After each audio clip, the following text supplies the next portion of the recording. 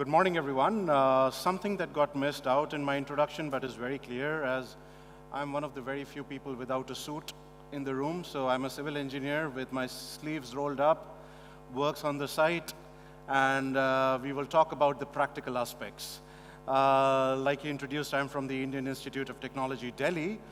It is located in Delhi in India, but we have a small campus in Abu Dhabi, which is where I'm based now for the last several months.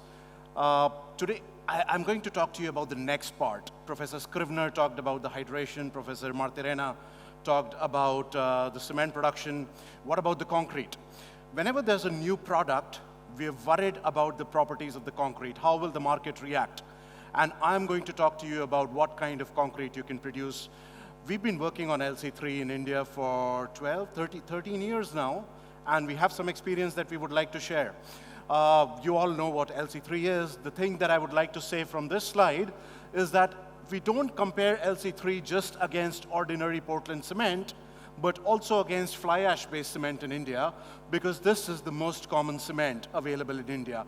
And that's not just in terms of performance, it's also in terms of the cost. So there was a question on cost. We have to compete against fly ash-based cement as well, which is way cheaper to produce than ordinary Portland cement. We already know the advantages. I'm not going to talk about a lot of these things, but I am going to explain to you how we are able to reach these conclusions at the bottom about the performance of the concrete. I'll give you a bit of the background. In India, LC3 is a cement that is allowed to be produced by the standards IS 18189.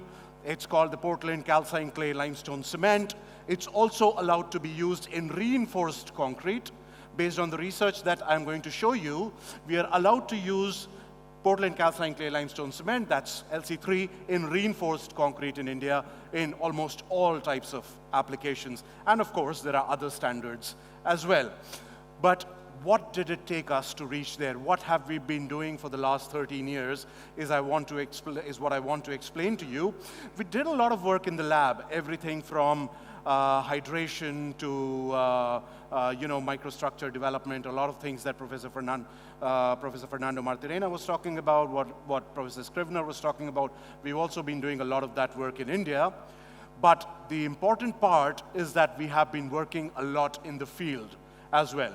From going to the mines, to finding the clay, testing the clay, calcining the clay in real cement plants. There are many cement plants in India where we have already converted the kiln where you would be able to calcine the clay in a normal kiln. But they have started to produce only recently because the standard came out only 2 years ago. We have worked a lot on grinding on different types of plants. The actual production of the concrete, construction, normal concrete, even more advanced production of materials like autoclave aerated concrete blocks, made buildings, roads, and so on. We've also worked in the lab on the structural performance. There was a question about the structural performance of the concrete. Right now, we are making this building, which is going to be in Delhi. This is a real-scale structural engineering laboratory, where the building will also be a sample that we will be testing over the next few years. We are working on all of these things. We also work with cement companies around the world to help them not just produce LC3, but also to use LC3 in the market. So it's about going there to the field, collecting samples, working with them to produce cement. And if you invite me to your office, please make sure you have no glass doors, because I have a bad habit of starting to write on them and give lectures. Professors are kind of like that. So be careful, don't invite me to your office. We have a large team. We do dissemination events, training courses. If you cannot attend our courses, I can bore you online as well. You can find this channel online. I will find you and bore you whichever way you want. It was so good to see Professor Scrivener over here. Now we can have those boxes in every city in the world, and Professor Scrivener can give a lecture. So maybe if you are not able to see that box yet, you can go to a YouTube channel to see me instead. And like Professor Martirena presented, we also have a TRC in Africa because we realized we could not travel to Africa all the time. There's a lot of work to be done over there. We have a technology resource center, a full-scale laboratory that can do all the things that we can do in India, in Africa as well. This was set up by funding we received from a donor in India. This is a family of the largest chemical producer in India who wanted to support LC3. We helped them in different ways, but that's about what we've been doing in the background. But let me tell you what kind of performance we've been talking about. There was a question on workability. I would like to explain to you why today we are so confident about using LC3 in the field that we have been able to put it in our concrete standards. I start with workability. Everybody asks about workability and the higher water demand. There was also a question over here, and it's clear. As you go to lower water binder ratios, the water demand, the admixture dosage required increases, because clay has a high specific surface area, it has those fine particles that will increase the water demand. How do you counteract is the question. How do you live with it is the question. But even before we started to answer that question, we asked another question. There's a lot of construction in India that happens without any technology. People buy bags of cement and start producing concrete with their hands, with shovels, which happens in so many countries around the world, especially in Africa, India, developing world, that happens a lot. The first question we had was, will these people, these very highly trained engineers that you see in that picture over there, will these people be able to use LC3 or not? So we did not tell them anything. We gave them a bag of normal cement, asked them to make some concrete, then we gave them a bag of LC3, asked them to make some normal concrete. They were very amused to see us make cubes and do slump tests on the concrete they were making. They were not used to seeing those tests. But the good thing was, when we did the measurements, the performance that we got with the concrete that was produced in this way was basically the same as the performance we had with any other cement. We were less worried that if the concrete was used without any technology, you would be able to produce that concrete. We said, we wanted to see if you give these very highly trained engineers, once again, some more technology, and you see the very high-tech concrete mixer over there. We gave them some technology, and we said, can you make some concrete out of it? You know, the only quality control that we did in this case was we had a bucket of water in which we put a hole on the side. You cannot put more water than that in the concrete. You control the water to cement ratio. Just by controlling that, we made this pavement 40 batches of concrete using this mixer. The average strength of the concrete was 53 megapascals. Just made this way, volume batching. This was in 2017, and you can see the beautiful concrete that was prepared. Yes, clay has a higher water demand, but even without a lot of technology, you can make beautiful concrete, high-strength concrete. This, by the way, is the exit gate of a cement plant in India. We had just finished producing LC3 in that plant in the end of 2016. In 2017, January, we decided to make this road. 5 years later, I went back. You see the truck still going over that. That road is doing perfectly fine. In fact, you see the part that was not made with LC3 has some abrasion.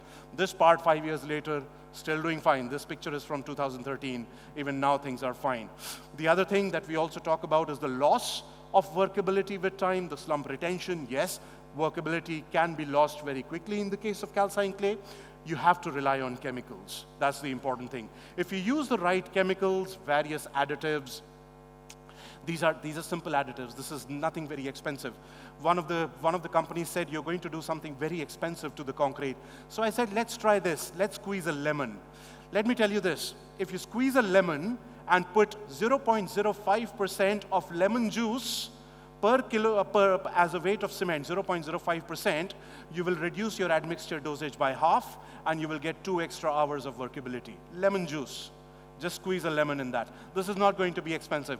Of course, lemon is not the best admixture in that case. There are other chemicals that are better, but just to give you an idea that you do not need something expensive, you can increase the setting time, you can get good workability. You see on the right side over there, a picture of a self-compacting concrete 2 hours after it was prepared. This is using LC3.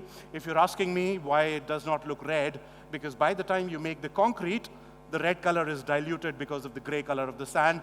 And by the way, this clay was also a higher grade clay, so the workability loss was worse, but the iron was less in this particular case. So that's about the workability. We can handle it. I promise you we can handle it. And if you're having issues, talk to us.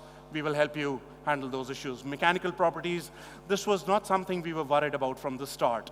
The strength that we get in the concrete at 28 days is essentially what we expect with the kind of aggregates that we have in Delhi at the specific water binder ratio. The strengths that we are getting, compressive strengths, are pretty much similar, but compressive strength is not where the world stops.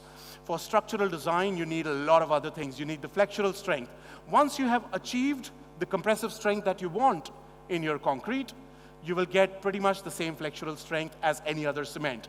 Once you have achieved the compressive strength, you will achieve pretty much the same tensile strength in the concrete, pretty much the same elastic modulus of the concrete, pretty much the same bond with the reinforcement. So I'm also a structural engineer. As a structural engineer, I'm not worried about the mechanical performance of the concrete, but I still have to demonstrate that it works. So we made reinforced concrete beams, slabs. We also made pre-stressed concrete beams, very long pre-stressed concrete beams. For the last 2 years, we have been monitoring the loss of pre-stress in the pre-stressed concrete. It's no different from the ordinary Portland cement. We are essentially having the same loss of pre-stress because we realize it depends more on temperature than the cement type. But just to show you the results, we've been working on concretes even with 0.3 clinker content, and you can see even with 30% clinker content, you can design concretes to have a similar strength as 50% clinker and even as OPC. So with 30% clinker, you can still go to the similar kind of strength in the concrete. A lot of structural tests in the lab, beams broken. I'm a civil engineer, like I said, I like to break things all the time. And we broke all those things, we did some measurements. LC330, LC350 performs very similar to OPC. Be it the flexural load that is being measured, be it the shear capacity that you're measuring in LC330, LC350, OPC, be it the deflection that you're measuring, whether you measure it in the case of slabs, in the case of beams, you essentially get results which are very similar. Creep seems to be lower from the literature, shrinkage seems to be similar. Creep is a question that we have to answer because there's a lot of, you require a lot of facilities to be able to measure creep. But then, like I said, the most important application for creep is pre-stressed concrete. From the measurements that we are doing on the pre-stressed concrete, we do not see much of a difference from OPC and LC3. So we are very confident about those things. And the reason we wanted to understand why, you've taken cement. You know, as people working on cement, we love clinker because clinker is the most reactive part of cement. We are able to remove that clinker, we are able to replace it with less reactive materials and still achieve good strength. We wanted to understand why. So one of my students who later went on to work in Leeds, while working over there, realized that the interfacial transition zone holds the key. The interfacial transition zone produced using OPC looks like this, produced using LC3 looks like this. Don't go by the cracks, these cracks are because of sample preparation. You get a denser interfacial transition zone that gives you a better strength of the concrete. You have a more efficient microstructure. You don't have those weak zones, which is why LC3 performs better. And because you don't have those weak zones, the pore properties also increase. The pores are finer, they're less connected, and the concrete has a lower permeability, lower chloride ingress, and so on. What this means is that the pores are finer. If you look at the mercury intrusion porosimetry graph, the breakthrough diameter of the pores is lower in the case of LC3. We've been seeing those results for a long time. What this also means is that the resistivity of the concrete is way higher. So you can see here that an OPC concrete made with 0.4 water to binder ratio has a lower resistivity than an LC3 with 0.6 water binder ratio.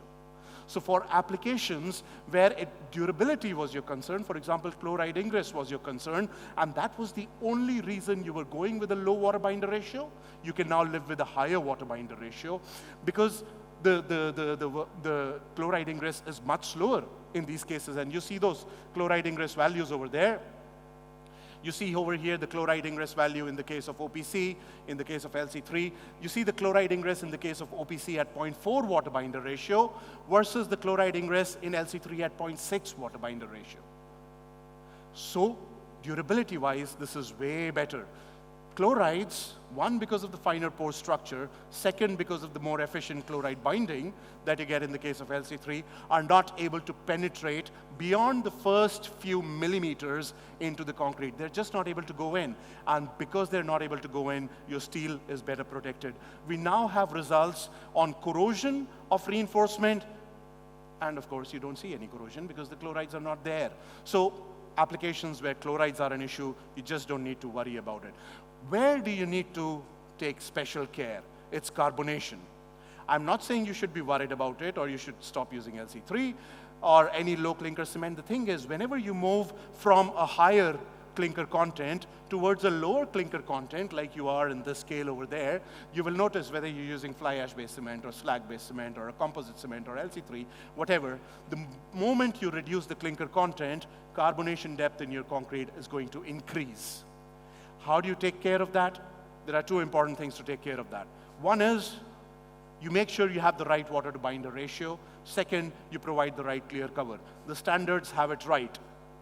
In fact, after doing all the tests that we've done on LC3 concretes in the lab and looking at the results from the field, so we have had reinforced concrete specimens sitting out in the field for 11 years now, and in 11 different climatic conditions. And we have been monitoring those reinforced concrete elements. And what we notice is the results, the recommendations, that are given in the standards are sufficient. Whether you look at the European standards or the Indian standards or the American standards, the recommended values of clear cover and water to binder ratio are sufficient to take care of the design life they're usually expecting. Just to be safe, you just make sure that quality control is good on the site. You cannot compromise on clear cover. You cannot compromise on the water to binder ratio when you go down to low clinker cements. And that's essentially all that you have to do. Follow the standard requirements and you're safe. That's what we're trying to tell you over there. And well, if you want to be extra safe, we've got some more solutions for you. For example, this is a case of carbonation depth, and that is how much of transport happens in concrete, measured using different tests. To be very simple, this is an LC3. This one over here, is an LC3 with a certain chemical simply painted onto the concrete. This is a silane that has been impregnated from the surface of the concrete. Not only does the carbonation depth in the concrete reduce if you're painting this on the surface, it's also the transport properties of the concrete that become that reduce. That means the risk of corrosion reduces significantly. So anything that's below 1 means the performance is better than OPC. We have over 100 years of experience with reinforced concrete, made using ordinary Portland cement. If you just use these paints, the performance of low clinker cements becomes even better than ordinary Portland cement. So the experience that you have this far is sufficient. That's why the standards are also working, by the way. So one of the things that you realize that the most common excuse that we have for not going to lower clinker cements is carbonation. We know already the lower is the clinker content, the lower will be the CO2 emissions. If you go from a cement that has 90% clinker to a cement that has 30% clinker, the CO2 emissions per ton of the cement will reduce significantly. These numbers are for India, would be different for other countries. This also means lower costs, we know that. And this is good news for development, we know that. But the excuse that we have is lower clinker means higher carbonation, means worse performance. So, something that we have to, I'll skip a few slides, sorry. Oops, something wrong with the slides. So something that you realize is that, one, not all concrete is going to be reinforced concrete. And then secondly, if you're able to take care of the risk of corrosion due to carbonation, either by using these chemicals that you can apply on the surface, or just by having the right water binder ratio and the right clear cover, you would be able to reduce your clinker content in the concrete without a risk. So there are also other things that we are working towards. There's a RILEM committee right now, which is working on performance-based standards. Here is an example.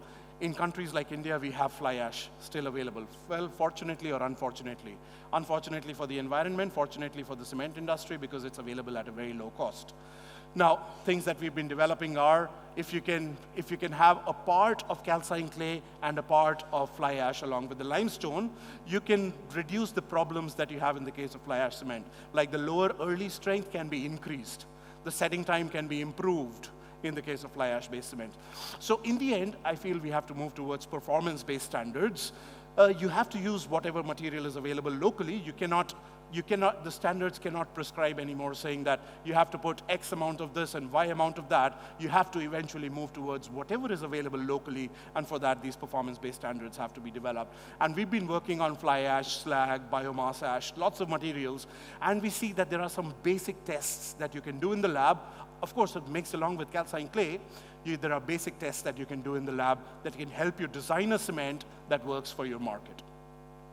So there's a lot of work that still needs to be done for LC3. A lot of it is on the market side. What I feel is that this is a new cement, relatively new cement in the history of cement, and that's why a lot of people are worried about it.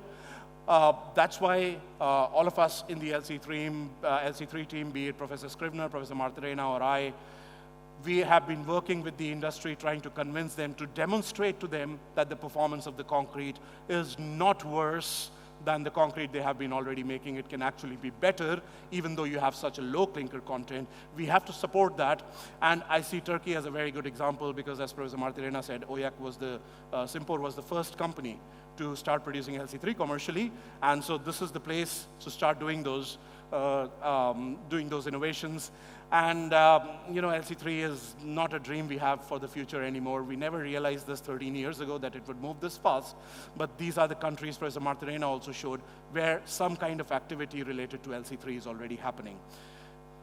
A lot of activities happening over there. Just to also add to what I have been saying, these are pictures from Colombia, and you see big structures that have been built using LC3 in Colombia and Latin America.